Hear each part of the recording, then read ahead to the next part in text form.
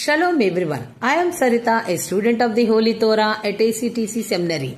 ఈ వారం తోరా గ్రంథములో 36వ పర్ష బెహలోత్ ఖా. బెహలోత్ ఖా అంటే నీవు దీపాలను వెలిగించినప్పుడు అని అర్థం. సెఫర్ తోరానందు ఇది 36వ పర్ష. సెఫర్ బెమిద్బర్ లేదా సంఖ్యాకాండమునందు ఇది 3వ పర్ష. ఈ పర్షా యొక్క మొదటి అలియా వాక్య భాగములు సెఫర్ బెమిద్బర్ లేదా సంఖ్యాకాండము 8వ అధ్యాయము 1 నుండి 14 వచనముల వరకు.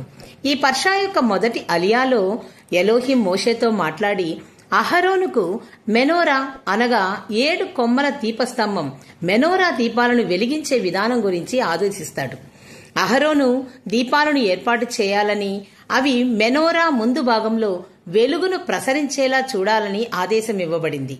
ఈ మెనోరా బంగారంతో తయారు చేయబడిందని, దాని నిర్మాణం అదోనై ఆదేశం ప్రకారం జరిగిందని వివరించబడింది.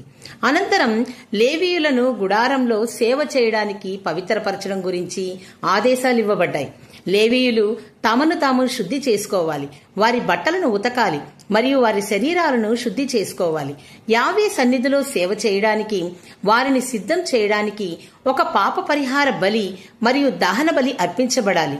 ఈ విధంగా లేవీయులు ఇజ్రాయేలీల తరపున ఎలోహిం సేవలో నియమింపబడ్డారు.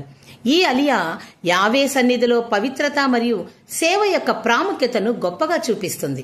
ఇలాంటి మరిన్ని తోరా పాఠాలను తెలుసుకున్నటకు మా యూట్యూబ్ ఛానల్ను సబ్స్క్రైబ్ చేయండి.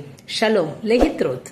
Thanks for watching. Do subscribe our channel. Please like, share, comment and don't forget to click the bell icon for notifications.